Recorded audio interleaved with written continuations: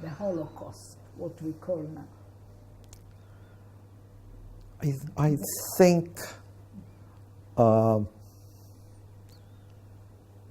think around 48. You know, the 48 only, not in yeah. 46 or yeah, maybe 46, 47. But I can imagine it was a kind of a shock to you. it was a shock, but again, it was seemed removed, unfortunately. Even then, in It seemed 1948. removed. And now that I think about it, I realize how removed our diaspora Jews are, you know, about the situation in Israel, that they can just go about their business even though anti-Semitism is growing throughout the world, you know. It's just, did you experience anti-Semitism?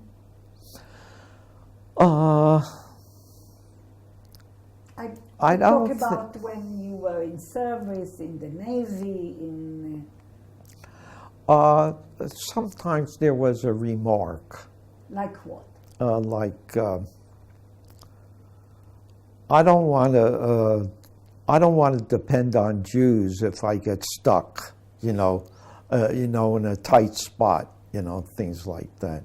Or I remember some man from Georgia who said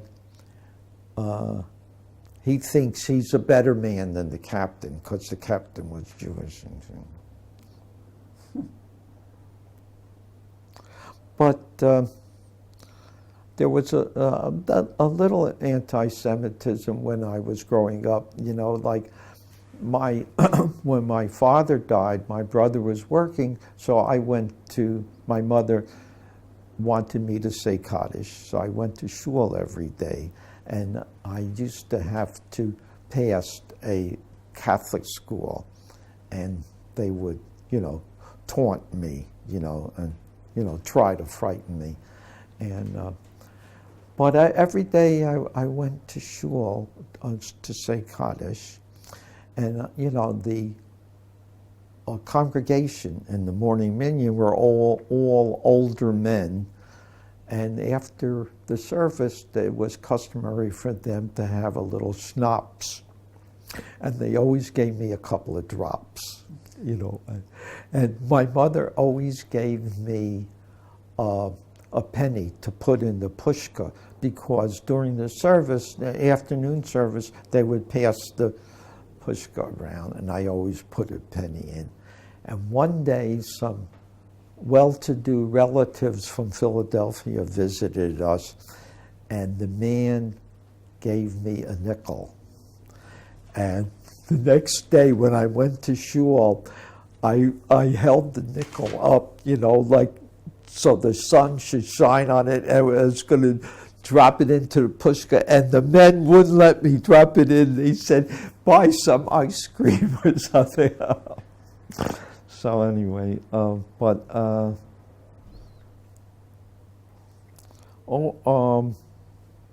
me briefly what happened after that. When did you get married?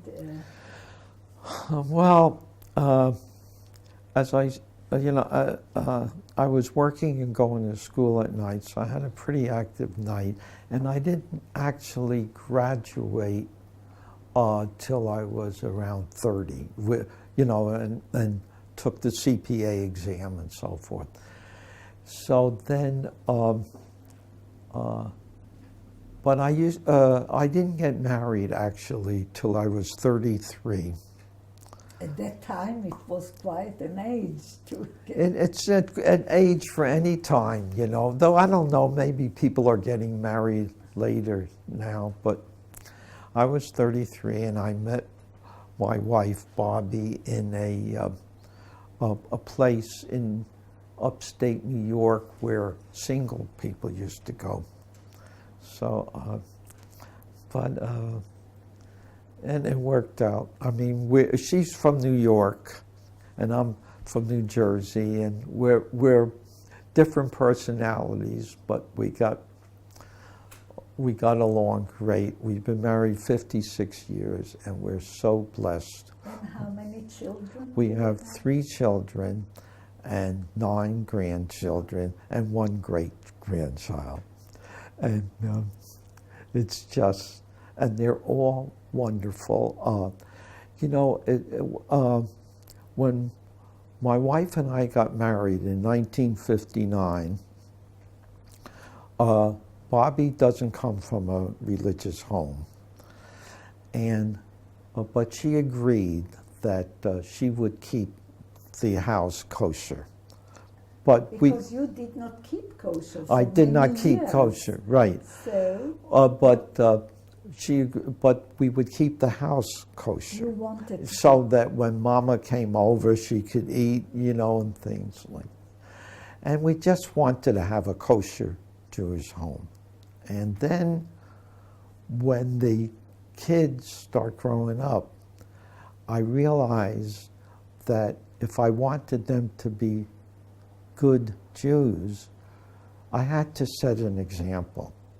So I became a kashrut observer again.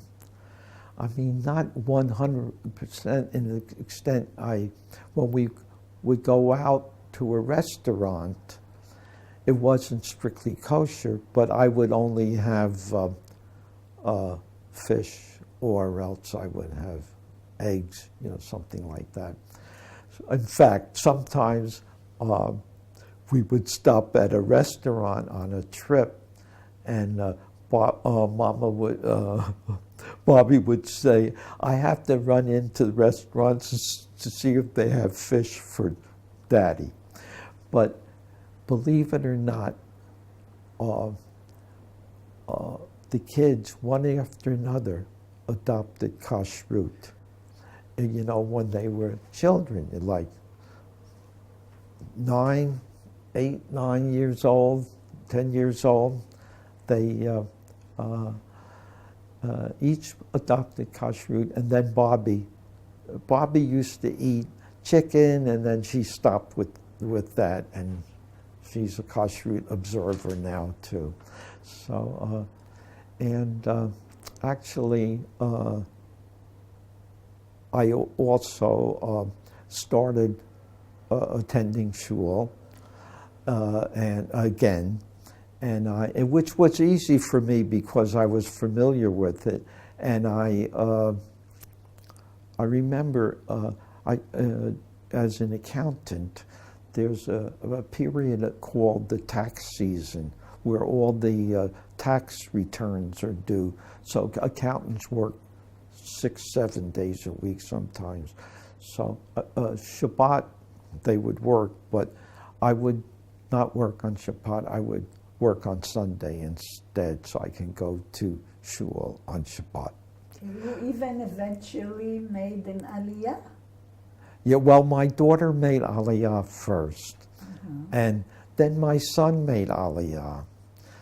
But he was here for 6 years, and he went back to the U.S. for a little more education, and he met a wonderful girl. They got married, and he's very successful now in New York, and that's it. But I don't know. They have 3 children. They're Orthodox. They're very observant, and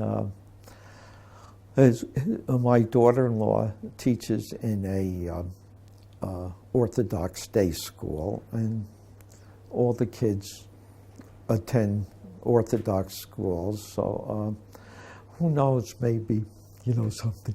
She was here for a year, and she had an apartment on Lincoln Street. It's near Karen Hayesod. I told her I'm looking to see if they have any new apartments available. I'll let her know, and so forth. How did you adapt, both of you, to Israel? We loved it. We came here for our 20th anniversary in 1979, and we just loved the place. and then I think our daughter had made. She was attending her sophomore year in Israel.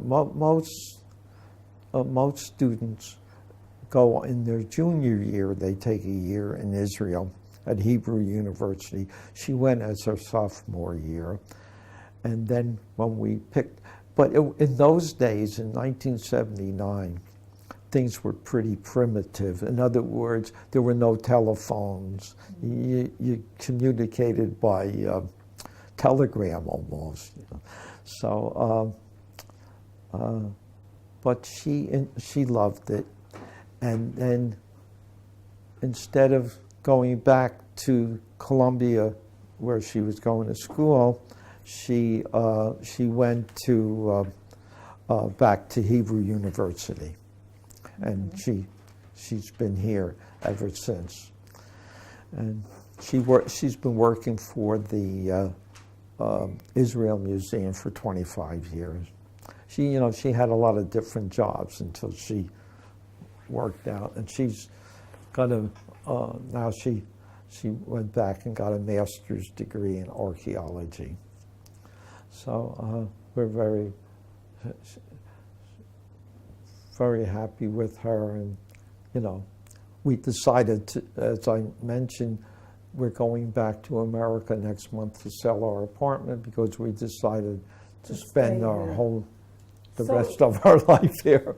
So if I will ask you about your identity, you were a very patriotic American Jew. Yeah. What do you feel now? Are you Israeli more, American more? It's a question always the Jews deal with. Yeah, I just feel that my wife and I are taking a tiny part in the greatest miracle in the whole world. I just can't tell you how important it is to us, and I was reading an article in the Hadassah magazine about a woman who was in Tel Aviv, and she was in a gift shop and looking at it, thing, and it said Am Yisrael Chai, and the storekeeper said, nobody believes in that anymore, and so forth. What are you, a rightist, or something like that? I mean, I don't know. I suppose there are people in Tel Aviv or throughout the country. I mean, you hear about such people like Avraham Berg and some of our other leaders that took crazy routes, but overall we're very supportive, and we're so happy that life has channeled us this way. Wonderful. We really thank you. There's nothing to thank. And, all my life I've been telling people there's nothing to thank, something like that. Yeah, but we thank you for telling your story. Oh, yeah. I know I spoke to another guy that might be on your list, Malcolm Schrader. I don't know if you know the name. Now, he was in 5 battles in the Army, so he's going to be he's such a nice person. He'll be a wonderful guy, but I remember a woman calling me up. I don't know if it was you or not, that I told her that I really not a hero, and I'm too embarrassed to be interviewed, but if you want to spend the time, I'm happy to cooperate, Thank you very much. Thank you. Yeah. Right. This is the graduation picture in January of 1945 at Samson, and I'm in the second row, and very happy to finish the course and not dropped out and been able to successfully complete it and get the promotion that came with the course to a first-class seaman. The funny part about it is that the naval base where I took the course and where I was trained was on a lake, a Seneca Lake in upstate New York near Canada. And after some time, maybe 20 years later, it became a campground, a natural park where people would come with their tents and stay there and visit. It was a beautiful area. And I think it was in 1970, 75, I used to keep in touch with the members of my ship. There was a man who would send out a bulletin once or twice a year, and then there was a reunion. And they had a reunion in upstate New York near Cornell University, a nice little town. And Bobby and I decided to go up to the reunion. And when we drove to the motel where we were going to stay, and they had made reservations, some man came out of a car with a big belly and tattoos on his arm. And Bobby said, I'm not going to a reunion with that guy or those people. But anyway, I talked her into it. We went, and we weren't able to go to places with them because we were kashrut observers, so we went on our own a little bit. And one of the things we did, we took a ride up to Seneca Lake to see the old camp, the old training base.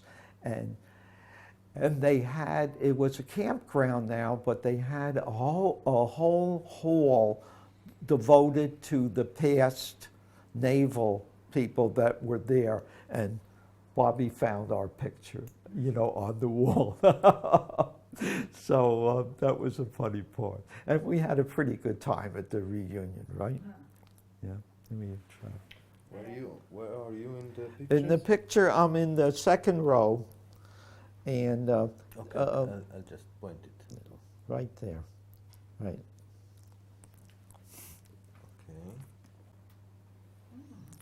Okay. That's the LST 1059, and it's it might have been taken in Shanghai, or we were on the river a lot. We would anchor alongside the river, and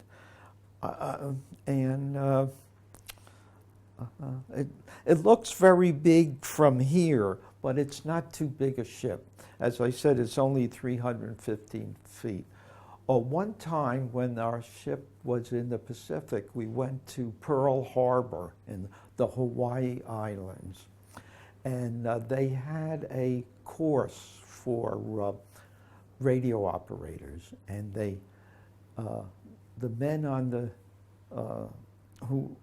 there were two small boats on top of our ship, and the men took me ashore on the small boat and said they would meet me at 5 o'clock, when the program was over. And we never met. So consequently, I got into somebody else's little boat, and we rowed around Pearl Harbor. And if you're on the water and you look up and you see those battleships and how tall they are, it's a scary experience. But I found our ship someplace along the line. I was, okay, right. I just want to mention that, those things happen, like in we were in Nanking, and we were going to have a Liberty that's like a few hours off. And as a treat, we were each given some cans of beer, which we put in the water, you know, to keep cold. And then after, there was nothing to do there. It was like deserted. And so we came back when we were waiting for a ride back to our ship, which was in the middle of the Yangtze River. And we got Dina. right.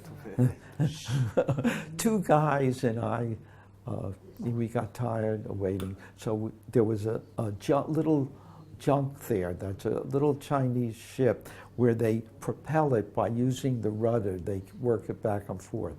Well, we got into that little ship, and it was only maybe 300 yards away, and we figured it'd be nothing.